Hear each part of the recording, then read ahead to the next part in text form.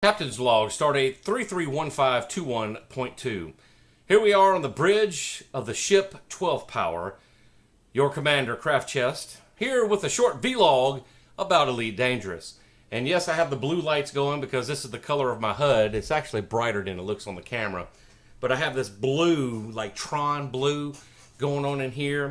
And I have the game going in front of me whenever I'm playing. And I have my blue, Tron highlighted cockpit. And it's awesome. And I could really deep dive and role play if I want to, which I do a lot of. If you've seen some of the silly little posts that I've done, mixing up some Star Wars and Star Trek together and just having fun with both the game itself, with voice attack, messing around with Astra. What's your name? You can call me Astra. There you go. And that alone makes the game so much fun. And once people actually get into it, they're like, oh my God, this right here is amazing. Because I've heard people in so many different methods that they use voice attack to play this game that it's just amazing. And myself, I like to do a little bit of the role play. A lot of people, they set up theirs just to show off. And I'm not going to bust nobody out, but there's one I was like, dude, really? That's all you're doing is just... Because I can do that. Watch this. Battle music. Watch this. Watch. And see, I can play some battle music. Here it comes. Watch this.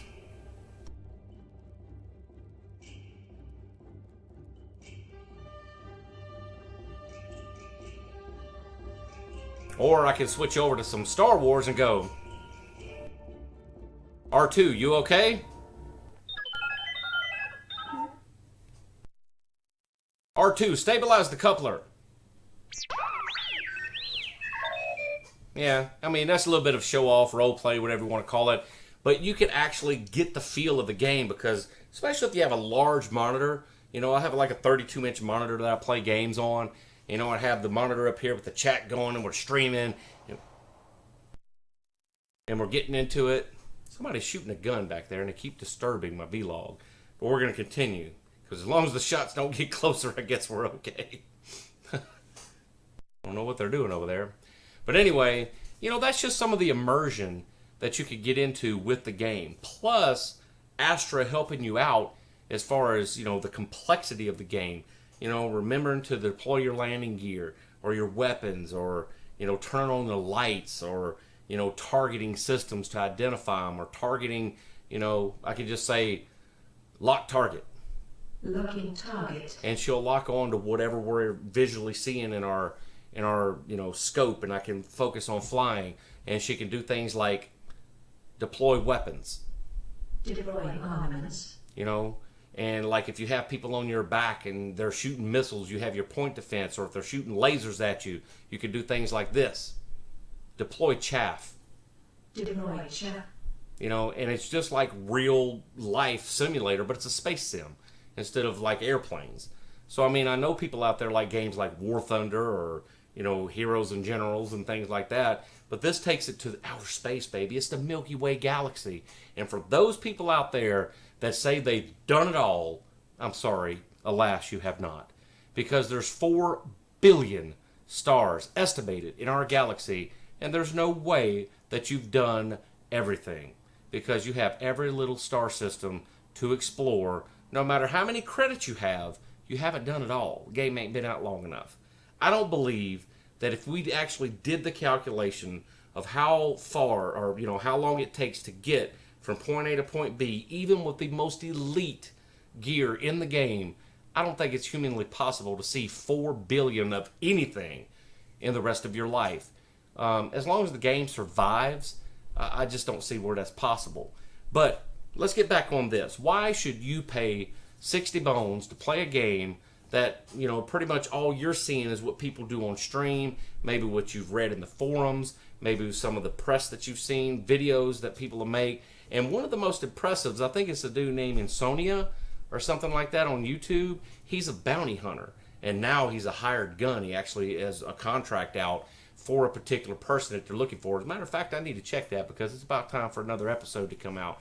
But you have so many things that you could do. You'll be a pirate, a bounty hunter, trade merchants. You can mine.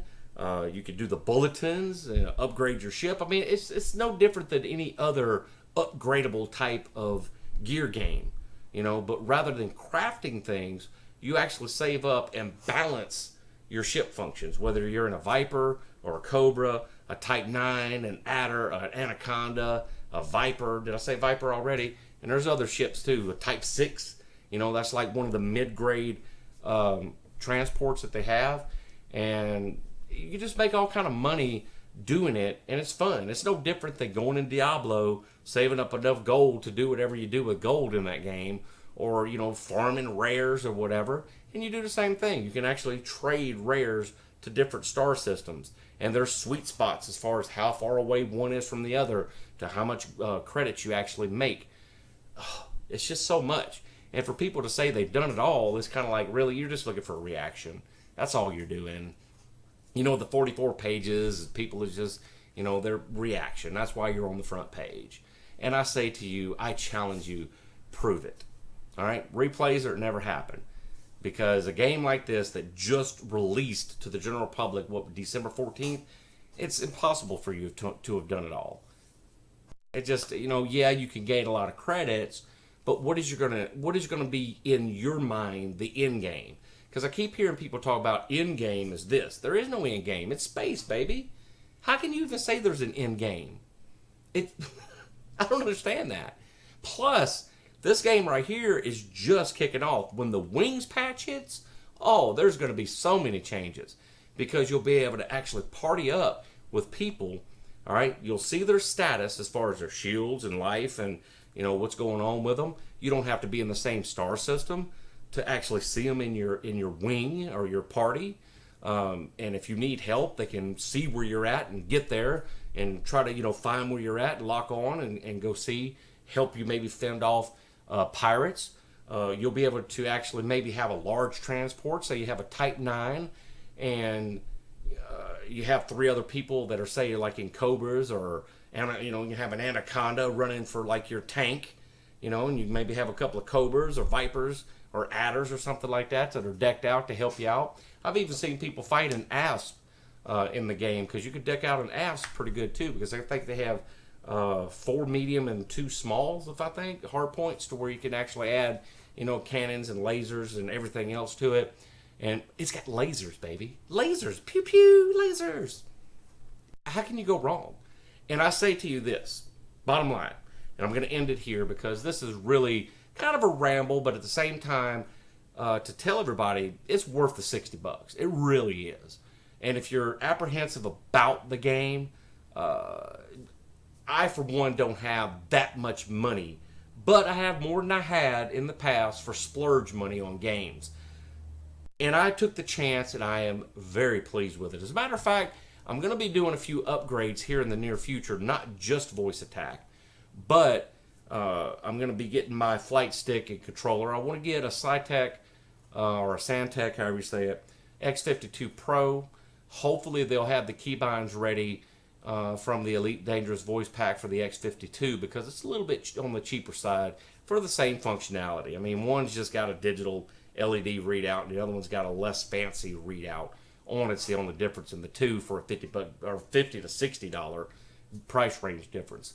So we're probably going to go with the $130 X52 regular, because reading between the two, can't really see the difference. But I don't want to get in on the sticks and all that, because there's so many that you can use. There's the X55 Rhino, there's the Warthog that you can get, HOTAS, non-HOTAS, regular sticks, generic sticks like my ST290.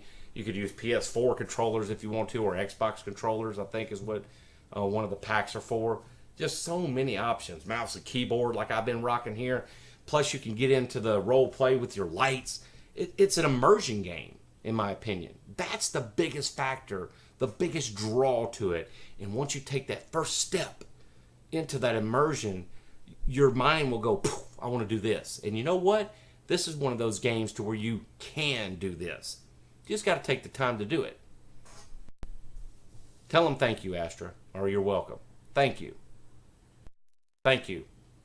You're welcome. All right, and that's it. Because you know why? Oh, I got to add that function. Mr. Rogers, I think, brought that up to my attention to where I have to say, and you want to know why? And then she says, it's a craft of the mind. Go out there and have some fun. That's it. I'm going to leave it right there. Buy the game. I'm telling you, you're going to love it. Oh, and we will be doing contests in my stream. I'll leave that there for possibly giving away copies of Elite Dangerous and copies of Voice Pack. Voice Attack, I should say. Not Voice Pack. Voice Attack and some of the custom mods that you can download for it. Because all that is you get keys that you download it with. Alright? So I can buy keys for that. Yeah, baby. We'll see you next time. Go out there and have some fun!